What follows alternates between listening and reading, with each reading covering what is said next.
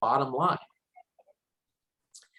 And so we were both excited about it. I started to build a plan around it, came back to Corvallis and found Michelle Kellison at the time had already been starting kind of planting the seeds for a new club in our area. And literally, we started to have some initial meetings for this new club. And we had about 60 people on the list who were interested. And they were interested because, one, they knew about Rotary, but they didn't want anything to do with any of the existing Rotary clubs. They liked what Rotary stood for, but they wanted to start their own club. They wanted to have their own projects. They wanted to do what they wanted to do. And so we started to work this.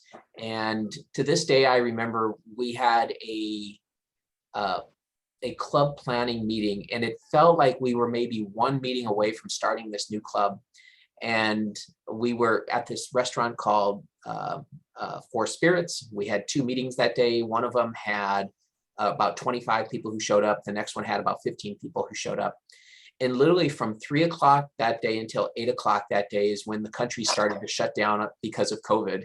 And a lot of people remember what they were doing that day. But I mean, we were all watching our phone, and like the day started with NBA games playing and March Madness happening. And all by the end of the day, the NBA season was canceled and all this stuff was just happening. And I remember about a week after that meeting, starting to get all these emails from these people who were on the interest list saying, we have other stuff we have to focus on now. We can't do this, right? And so that was like, for me, it was a huge letdown because there was this, there were these 60 people who were ready to be Rotarians and start their own club. All right, so that was kind of my push into this. Last year, we within our district, while we hoped for new clubs, it became very apparent that we had to focus on retention, engagement, and less time on new clubs. So that's where the membership efforts went. But as we're looking forward right now, I'm here today because I want to get inspired by the group we have here today. One, to keep the efforts going on being a part of a new club. Two, I always appreciate hearing stories, at least within my own club, of 1 or 2 clubs that we sponsored. And there are people like who are really, one, proud of that, which I think is great. But 2, it always amazes me, even in my own club, how the original founders of the club, and there's 2 or 3 who are still in the club after 35, 40 years, are just kind of, they're held higher than everybody else because like they made this club and they started and they're still a part of it. And so I think there's a lot of value for people to be a part of starting a new club. And so all that being said, that was my journey into having interest in new clubs. I really, really, really want to be a part of starting a new club. I'll tell you all a quick story here, and then I'm going to launch into some questions so we can start to have a group discussion. Personally, one of my challenges on this journey was that I was not interested in leaving my existing club. I didn't want to leave my existing club, but I also wanted to be a part of a new club. And I was talking to Rick Olson about this one day, and he goes, "This isn't a problem." He goes, "The new club can just make you an honorary member, and you can be a member in 2 clubs." He goes, "Problem solved." Right? And he was like, he goes, "You can go start this new club and just let it do its thing and, stay in your own club." Like, so there's the reminder from Rick at that time was, there are always solutions to even the smallest of problems. So all that being said, that's been my journey into this interest in starting new clubs. And it all boils down to, I believe that the more Rotarians there are, the better that we can do to serve the world and humanity. And it's very apparent to me, at least by the limited interactions I have, that there are a lot of people who are interested in Rotary. And as much as we all think we have the best clubs on the planet, they're not going to join. Whether it's a club with older members, whether it's a club that has its own projects that people aren't interested in, the fact is people are interested in being in Rotary for all of their own reasons.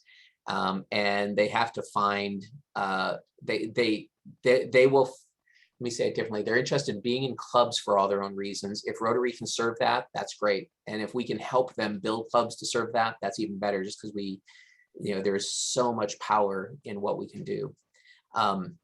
All that being said, I want to start this conversation off. We have 2, 3, 4, 5. There's 8 of us here today. Awesome. So Jerry's in my club. Jill, where are you from? Hang on, I'm in your club too. Oh, sorry. I was looking at Jill Tompkins. Sorry, I have Jill Schuster and Jerry who are in my club. Jill. Yeah, I'm from Jacksonville, Applegate. Great. And is it Cherie? Yeah, Sherry. Sherry. Eugene Delta. Great. And Joe, you're over in Albany. Marv, you're over in Redmond. And I'm going to just call you T. Holloman.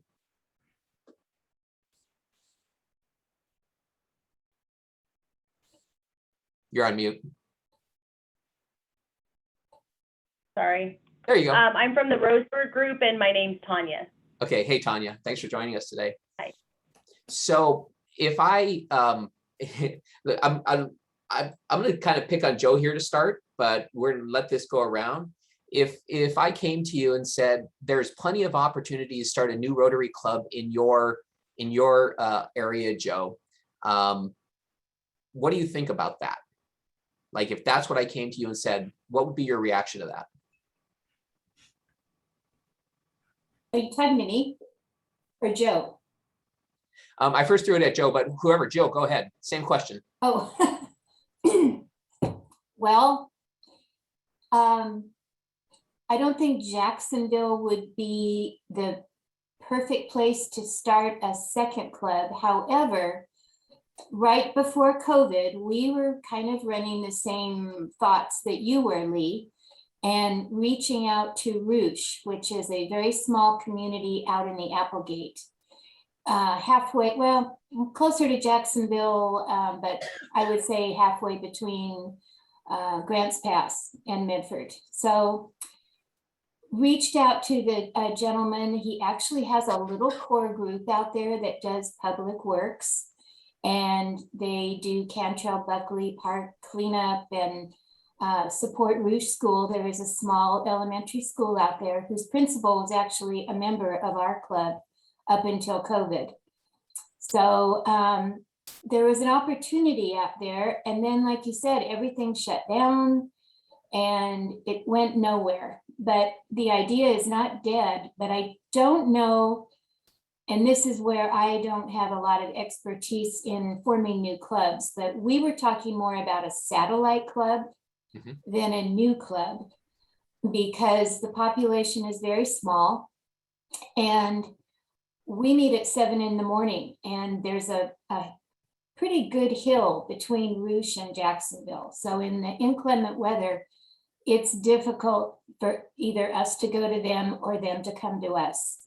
So we were thinking more of a satellite group that maybe met at noon or a 5 o'clocker. And then we could go to both and support each other on mutual projects. So that's where we are in Jacksonville. All right. Marv, same question to you. Someone comes and says, hey, let's start a new club, and or Redmond needs another Rotary Club. Like, how would you react to that? Well, my wife, Louise, who's also a member of our club, and I have been actually talking about this for the last couple of weeks. 4 years ago, when we had our Envision session, we were 31 members, and yep, we said in 5 years, we'd like to get to 75. We're right now at 63, and it looks like we'll be inducting 4 more in the next month. And they're all younger people. Younger meaning under 40. The venue that we meet, if we start getting more than 60 people for lunch, we have to do something else, either open up where we are at the golf course or something else. We don't know what that something else is. We do hybrid meetings. We have about, right now, last week, we had 30 2 in person, and we had 9 on Zoom. So that's working really well for us. There's a tremendous amount of energy in the club. That's one of the things people like about the club. And it's fun to not only come to the meetings, but to come to our social events. Louise is very much in favor of maybe investigating a new club. I would be interested in seeing what's involved in a satellite club when we hit that 75. You don't want to lose the energy that a club has.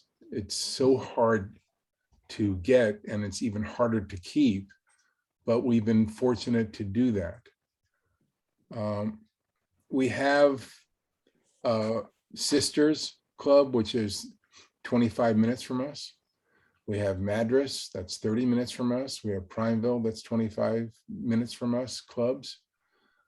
Madras and Primeville can use some help with new membership, especially Sisters. Primeville can as well. I think they're all in the 20s. I would be resistant to opening up a new club right away because of energy lost. That wouldn't be my decision, of course. It would be the board's and the club's decision. But when you walk into a meeting and you don't care who you sit by because you know it's going to be a great lunch, that's a really good feeling. We typically change how the seating is arranged so people cannot sit next to each other, but that's becoming less and less because people basically mix.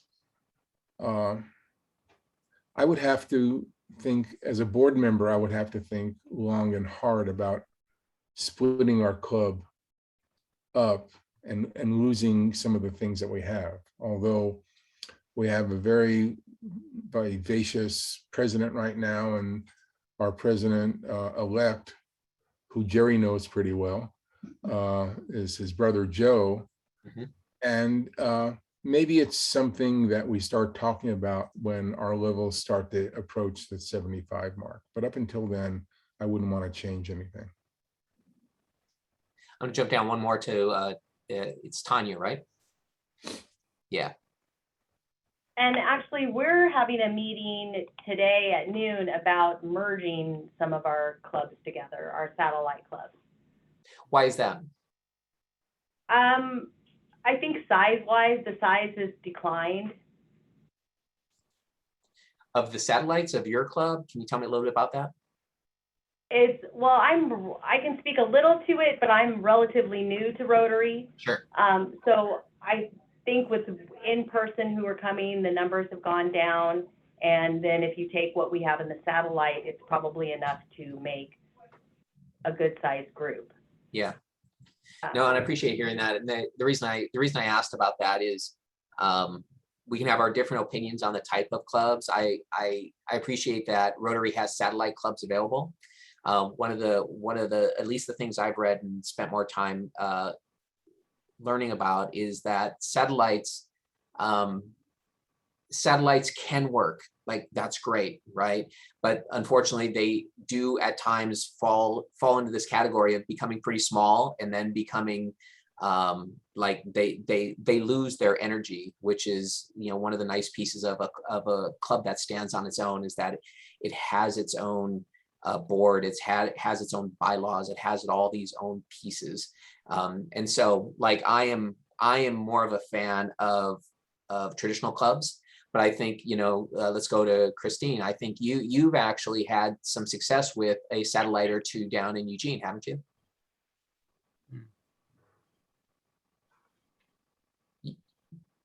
I've had a lot of success with the one satellite I started pre-COVID at a retirement village, community, I should call it. Yeah. That club has doubled in size during COVID. Their secret is that they invite anyone that's in the community, the retirement community, to come to their, they have meetings every 2 weeks or twice a month. One is a social and one is a program. And then they intersperse some projects in there where they help our club with some of the piecemeal work, where we'll bring over some spices that they put into smaller packages so we can put them in our food boxes, or they collect clothes, or whatever they've done a lot of different projects. Yeah. But they are really excited and growing because they've got a place that they all have in common, and they see each other walking up and down the hallway, so they're all good friends. Many of them are past Rotarians.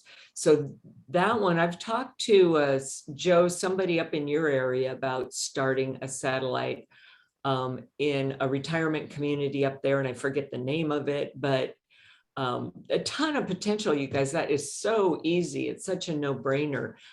They come and they have their own fundraisers, and they also support ours. For example, this last weekend, we had a trivia contest fundraiser, and they bought a table and came in second because they all knew all this stuff, this old trivia that I had no clue.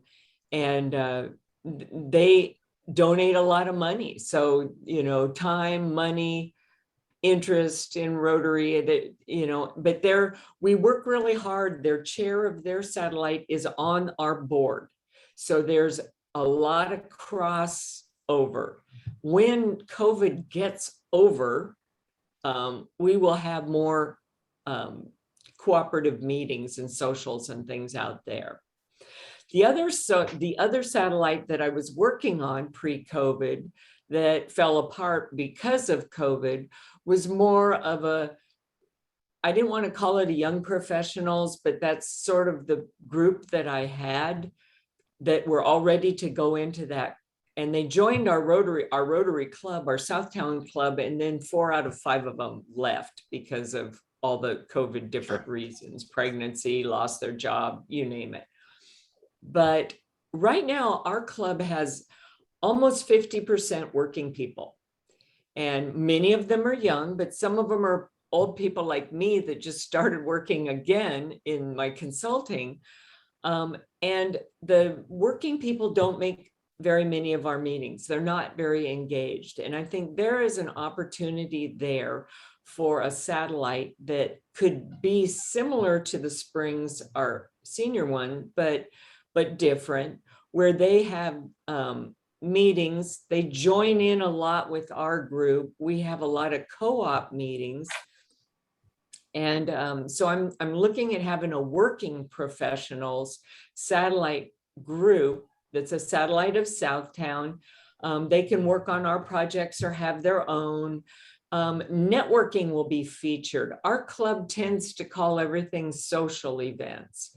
And that doesn't attract the young people as much as the word networking. Yeah, they can socialize and make friends at a networking event, but they want to trade business cards. They want to learn who other professionals are in their scope, in their network. So, and we can do some co-op events. So that's kind of my next thing to work on. Post-COVID, I'm kind of tentatively got a date set of after the first of the year, I'm going to have a networking event that our Southtown will sponsor. It's not going to be a Rotary recruitment night. I am going to invite people outside of Rotary, but we're just going to be networking. And it's going to be sponsored by Rotary, which means we can talk for 10 minutes about Rotary and what we are and who we are and what we do. And that's a page out of the playbook that I'm taking out of the Springs. They invite everyone from the Springs whole retirement community to come to all of their events, not just Rotarians. And people aren't encouraged. They're encouraged to join if they want to, but they have to ask first. There's no push, there's no sales. And they've been really successful that way. People come in, they join in, they hear a program about the history of flags or whatever. And then they get curious and they say, well, tell me about Rotary. And they end up joining. They had three membership applications this last week. So it's like, nice. Very cool. All right, thanks for sharing that. So one of the exercises I want to do today, it takes a page out of a project that happened, or of a exercise that happened up at Pets a couple of years ago. And I've been excited about this idea since Christine brought up this meeting. So up at Pets a couple of years ago, we were, somebody was leading a meeting and they said, you have 10 minutes to create a new Rotary project and then present it to the group. And they broke everybody into their groups, and people had to come back with a fundraising, a Rotary project, something that they thought they could execute quickly. And so we're going to do that today. We're going to break into 2 groups. And what do we have? We have 8 of us. 1, 2, 3, 4, 5, 6, 7, 8. We have 8. Yeah, I think 2 is good. And we're going to do 2 groups specifically because to start a new Rotary club, typically you want to have at least 3 to 4 people. You need 1 person with a lot of energy. You need 2 or 3 other people who are going to help lead this thing and help bring in people. And so we're going to treat it that way. And so Christine's going to put us into a breakout rooms, and we're going to go for, you pick, 8 or 10 minutes, Christine. And what I'd like us to do is go into this with the mindset of not should we create a new club, but what is this new club going to look like, and how do we get it going fast? Like, that is going to be our mindset for this. And then when we come back, we're going to talk about this new club that we're going to form and how we're going to go about putting it together. You all good with that plan? I'm going to get at least a couple head shakes. All right, good. I'm going to take that. So Christine, let's do it. So 1 person in your group should be ready to present when we come back, and then we'll have an open discussion of what that would look like if we were going to start up a new club next week. Okay, here we go.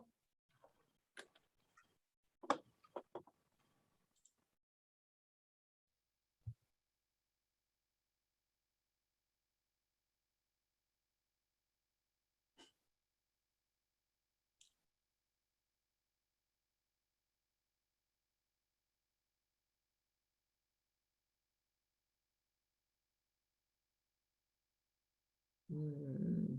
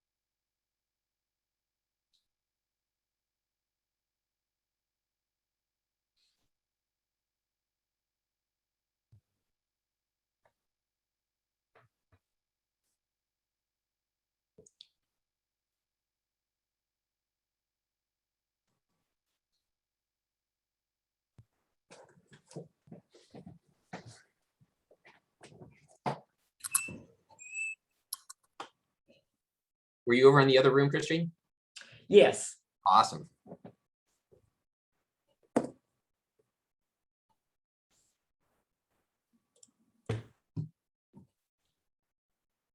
Okay, we've got 5 here. We all back.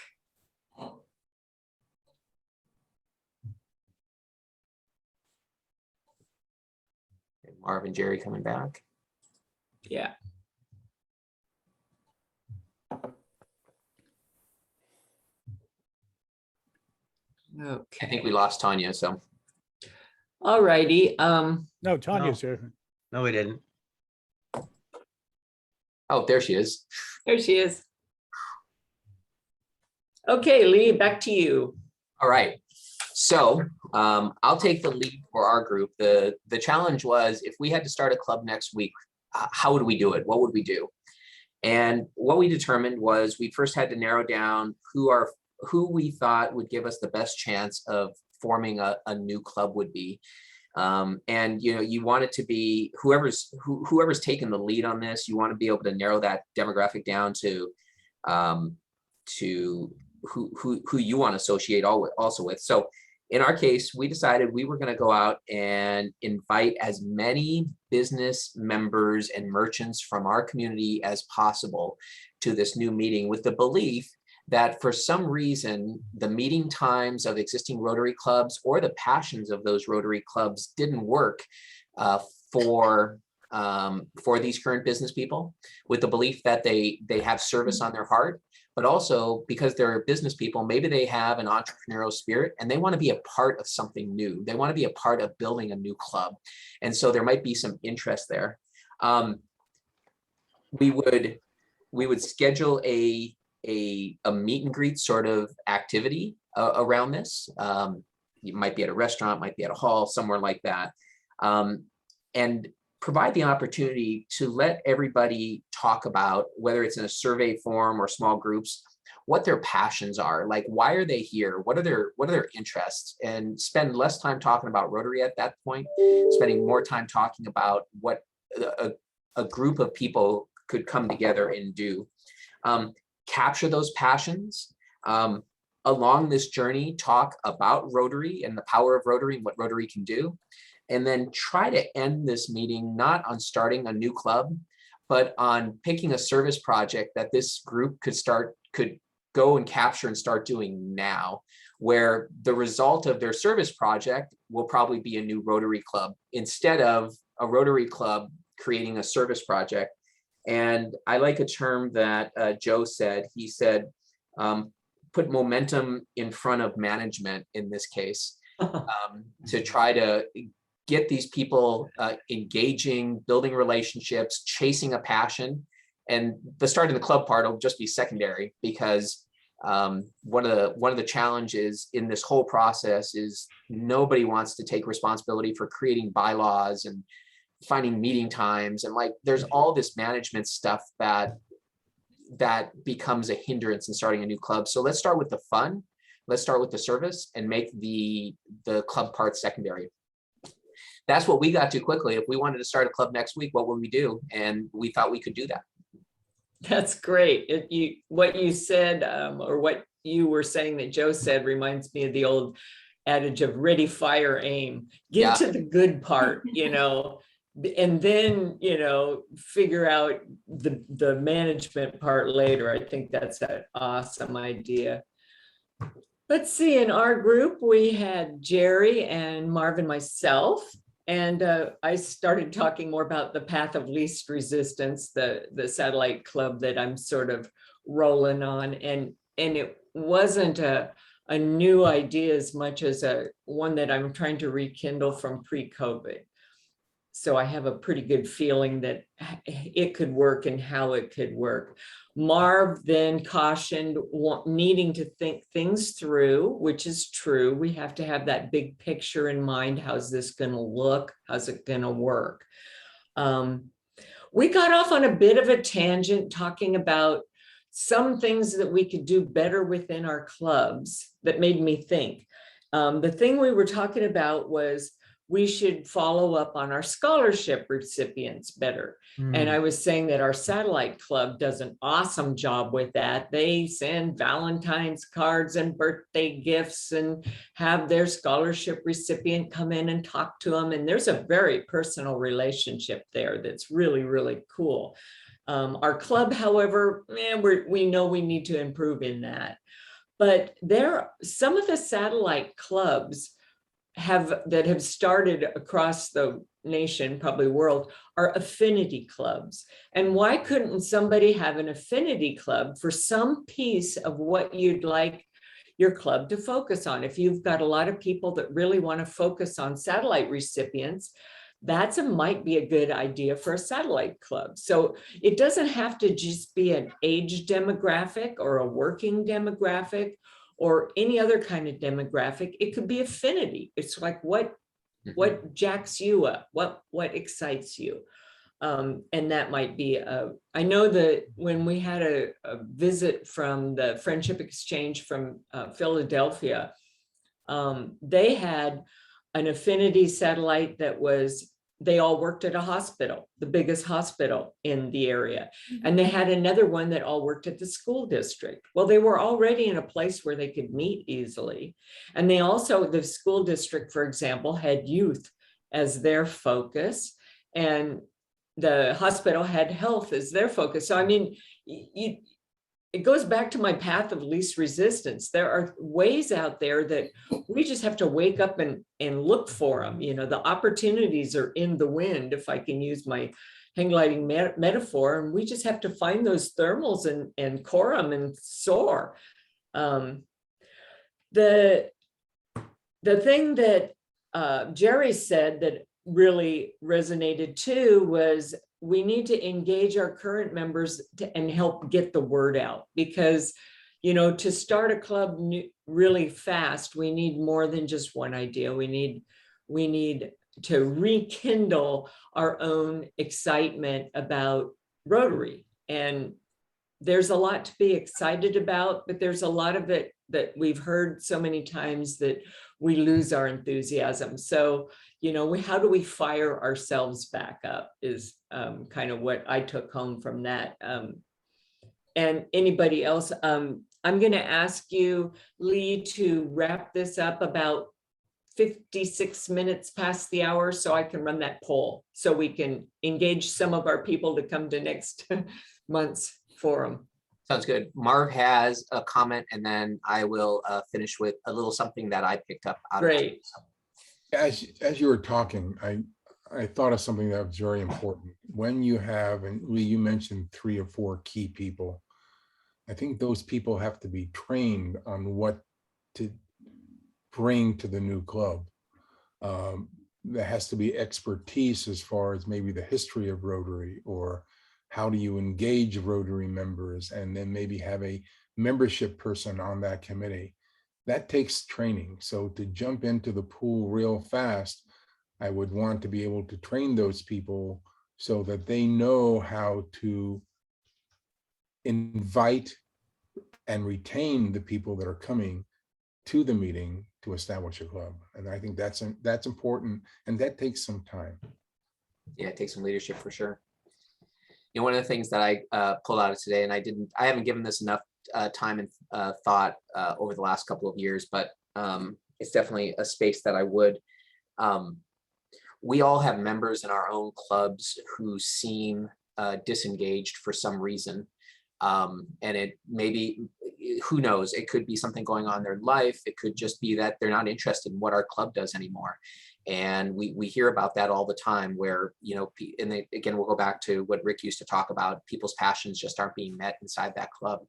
I think you know, if there's one challenge that could be put on presidents and president-elects if they're challenged in growing their own clubs, one of the things that, you know, they may be able to identify within their own club people who are disengaged and encourage them and help them start their own club to re-engage, to engage doing what might be of interest to them and to others.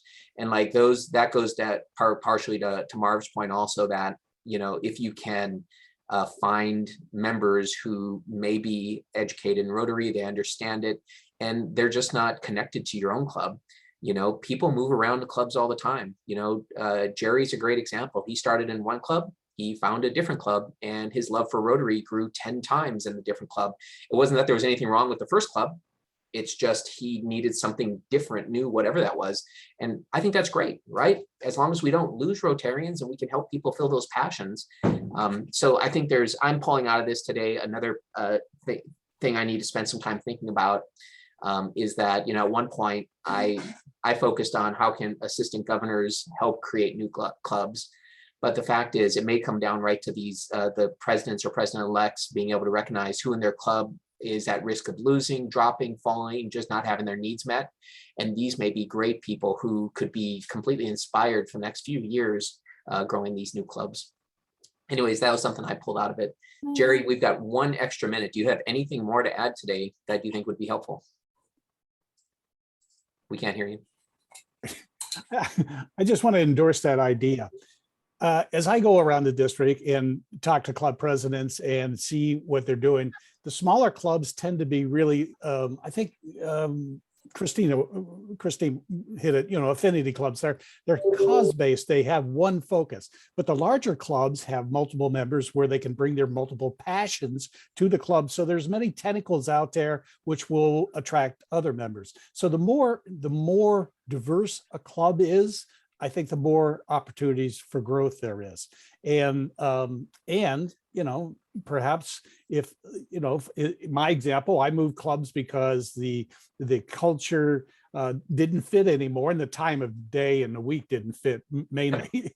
But anyway, I found a culture of a club who was really passionate about youth service, which was my wheelhouse, and I really jumped in with both feet. So I think that you can really get new clubs starting like that. I like satellite club ideas. The only reason you have a satellite club is hopefully they can grow and be their own club, because, like I said, they're hard to manage. Anyway, I'm all in favor of looking within participant engagement.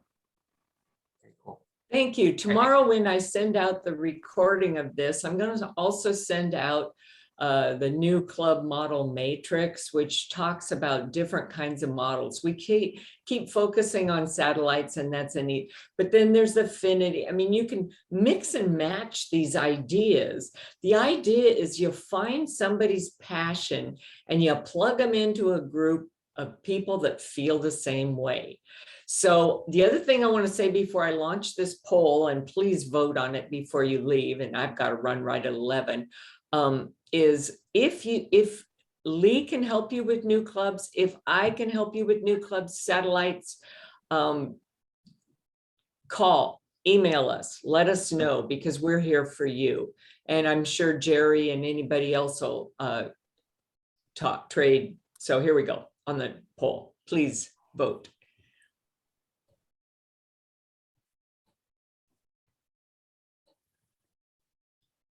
So choose 3. I won't tell you you're a cheater if you choose 2 or 4 though. So I'm looking for the top ideas.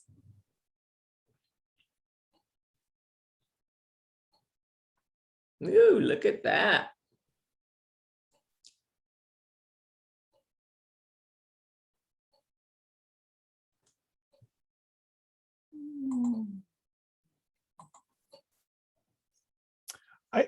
While we have a pause here, I do want to commend Lee. I mean, if anybody has a passion for Rotary that I've known in my time here in Corvallis, it's Lee Eckroth.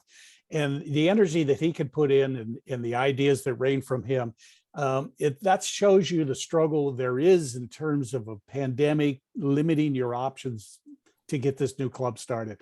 Doesn't mean it's impossible, but there are limitations. Christine, when you said, you know, when the COVID is behind us, it's never going to be behind us. I mean, that's what is really coming to the fore. True. And even if it is, there'll be something else. So, I mean, we can't wait for things to get back to normal. Like 33%. Yeah. Good luck trying to interpret those. Nobody wants to share our value proposition. That one got 0. But I'm going to save this poll so that I have that, and it looks like Looks like diversity is a topic for the next one.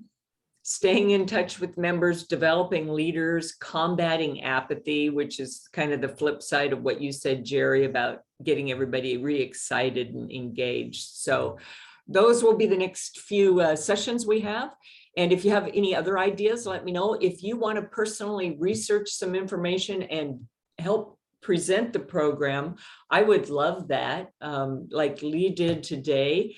It's pretty easy. You come up with some thoughts, present them, and then it's mostly just a facilitated discussion. So it's less work than you think. And I'm looking at you, Marv, and you, Joe, and oh, Tanya. And do I have to rattle off everybody's name? Jill and Jill. And Just for Christine. diversity, I would suggest getting in touch with Amy Walsh. She does a great job with that. She has a expertise idea. at the workplace, so perhaps she could be take a all lead. righty. Christine, I had 2 ideas in the chat, so. Okay, you might want to check the chat. You can hit the 3 little buttons and save the chat so that if you missed Lee's connection there or anything else.